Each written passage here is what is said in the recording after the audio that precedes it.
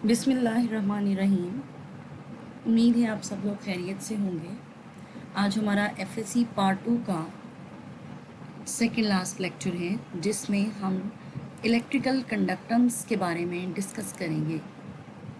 Electrical conductance, जैसा कि नाम से जाहिर है, ये मेटल्स की प्रॉपर्टी है कि वो अपने अंदर से इलेक्ट्रिसिटी को पास होने देती है।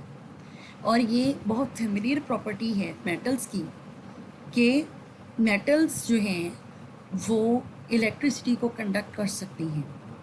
ये प्रॉपर्टी, रीज़न जो है इसकी प्रॉपर्टी की, वो है presence of loosely available electron in the outermost shell of the element and ease of their movement in the solid lattice. यानी कि किसी भी एक मेटल में से कितनी आसानी से इलेक्ट्रॉन गुजर सकते हैं, इलेक्ट्रिक करंट गुजर सकता है, और कितनी आसानी से इलेक्ट्रॉन जो हैं उनको रिमूव किया जा सकता है। अगर हम बात करें इलेक्ट्रिकल कंडक्टेंस ऑफ 1A और 2A की, तो आप देखते हैं कि lithium, sodium, potassium, rubidium, caesium, francium, ये आपके ग्रुप 1A के एलिमेंट हैं। अगर आप देखें ग्रुप 2A के एलिमेंट को, तो बेरिलियम से स्टार्ट होकर ये रेडियम तक आते हैं। थर्ड की boron, aluminium, gallium, indium, thallium, fourth, fifth, six और ये अप टू 8 ग्रुप एलिमेंट हैं। अगर आप देखें ग्रुप 1A के एलिमेंट को, तो इनके चूंकि इलेक्ट्रॉनिक कन्फिगुरेशन होती है NS1, यानी कि जो लास्ट एडिड इलेक्ट्रॉन है वो s ऑर्बिटल के अंदर जाता है और उसके अंदर एक इलेक्ट्रॉन होता है। इस एक इलेक्ट्रॉन को रिमूव करना ज़्यादा आसान है। तो चूंकि एक इलेक्ट्रॉन आसानी से रिमूव हो सकता है, इसलिए हम कहते हैं कि जो ग्रुप 1A के, ग्रुप 2A के एलिमेंट हैं, these are good conductors of electricity.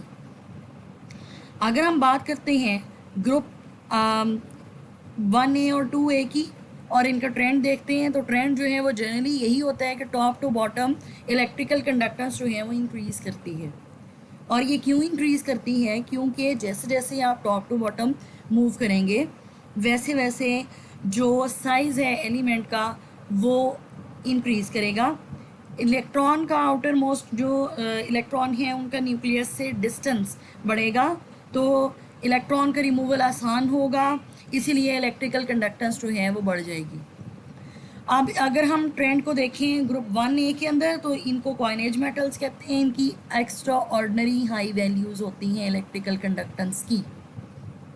On the other hand अगर हम नॉन मेटल की बात करते हैं, तो नॉन मेटल्स को हम देखते हैं, जो नॉन मेटल्स हैं वो आपके जो पीरियोडिक टेबल है उसके राइट कॉर्नर पे हैं, यानी कि 5वां, 6ठा, 7वां जो ग्रुप है, पर्टिकुलरली 6ठा और 7वां जो ग्रुप है वो नॉन कंडक्टर्स हैं इलेक्ट्रिसिटी के, या आप कह सकते हैं they are very poor conductor of electricity. क्यों?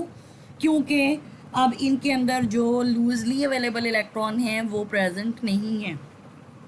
अगर आप ट्रेंड देखें तो from left to right in the periodic table electrical conductance जो है वो डिक्रीज़ करती है due to increase in the number of valence electron as well as the increase in force of attraction of the nucleus and electrons.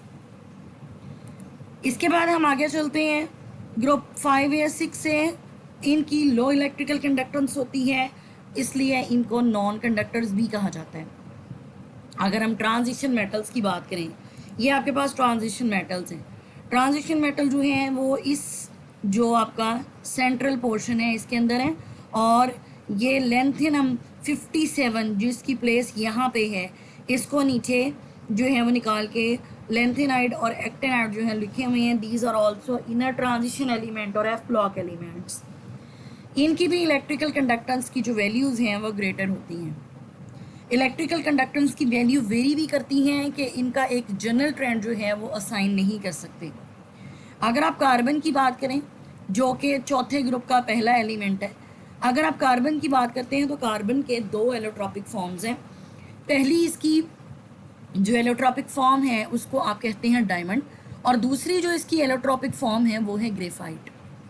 Diamond जो है वो non conductor है। क्यों? क्योंकि इसके अंदर जो वैलेंस इलेक्ट्रॉन होते हैं वो टेट्राहेड्रली बाउंड हैं और आप इनको फ्रीली मूव नहीं कर सकते।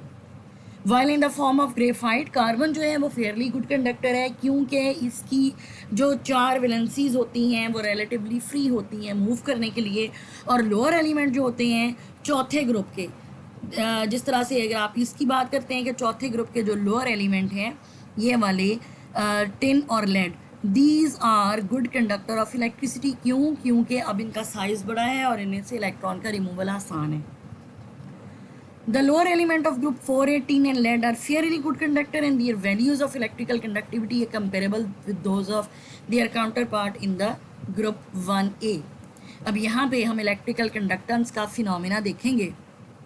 इलेक्ट्रिकल कंडक्टिविटी है मेटल क्रिस्टल्स के अंदर, तो मेटल के जो एलिमेंट हैं दे आर पॉजिटिवली चार्ज, और ये जो हैं छोटे इलेक्ट्रॉन्स हैं, इलेक्ट्रॉन जो हैं वो फ्रीली अवेलेबल हैं, यानी कि लूजली बाउंड हैं, तो दे कैन कंडक्ट इलेक्ट्रिसिटी। अब हम आते हैं अगले टॉपिक की तरफ जो है हमारा हाइड्रेशन एनर्जी का टॉपिक। हाइड्रेशन एनर्जी बेसिकली क्या है? इज द हीट एब्जॉर्ब्ड और evolved when 1 mole of the gaseous ion dissolved in water to give an infinitely dilute solution. मिसाल के तौर पे अगर आप एक किसी भी एलिमेंट का एक एटम का आयन बनाते हैं, यानी कि H पॉजिटिव आयन है, अगर आप H पॉजिटिव आयन को वाटर के अंदर डिजॉल्व करें तो जितनी भी अमाउंट ऑफ एनर्जी रिलीज होगी वो जो है वो इसकी हाइड्रेशन एनर्जी है। ये हाइड्रेशन एनर्जी है for a particular hydrogen ion, जबकि इसके अलावा जो अदर एलिमेंट्स हैं उनकी हाइड्रेशन एनर्जी की वैल्यूज जो हैं वो इससे डिफरेंट होंगी। हाइड्रेशन एनर्जी दोनों तरह के आयन्स की पॉसिबल होती है और दोनों तरह की हाइड्रेशन एनर्जी पॉसिबल होती है, यानी कि पॉजिटिव आयन और नेगेटिव आयन दोनों जो हैं हीट एब्जॉर्ब भी कर सकते हैं और इवॉल्व भी कर सकते हैं। अगर आप हाइड्रेशन एनर्जी की बात करें तो लिथियम, सोडियम, पोटाशियम और इनकी हाइड्रेशन एनर्जीज़ को अगर आप कंपेयर करें तो लिथियम की हाइड्रेशन एनर्जी सोडियम और पोटाशियम की हाइड्रेशन एनर्जी के मुकाबले में ज़्यादा है, और उसकी एक मेन रीज़न जो हमारे सामने आती है वो इसका चार्ज टू साइज़ रेशो है, कि अगर इसका चार्ज जो है वो ज़्यादा है और साइज़ जो है वो छोटा है, तो इसका मतलब ये हुआ कि चार्ज टू साइज़ रेशो जो है वो बड़ी है और जो हाइड्रेशन एनर्जी की वैल्यू है वो भी ग्रेटर होगी। अगर हम बात करते हैं चार्ज टू साइज़ रेशो जो कि लार्जर आयंस में हैं, मिसाल के तौर पे आप कैल्शियम की बात करें मैग्नीशियम के मुकाबले में, तो कैल्शियम का साइज़ मैग्नीशियम के मुकाबले में बड़ा है, इसलिए जो इसकी हीट एनर्जी है या हाइड्रेशन एनर्जी है उसकी वैल्यू लोअर है।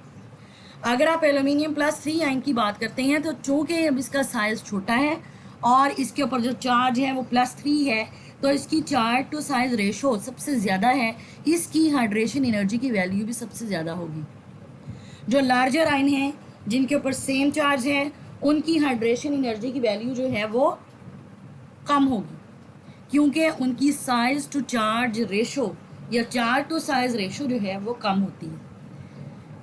अगर हम इसके ट्रेंड की बात करें तो ये इंक्रीज़ करती है significantly by moving from left to right in a period as charge to size ratio increase करती है।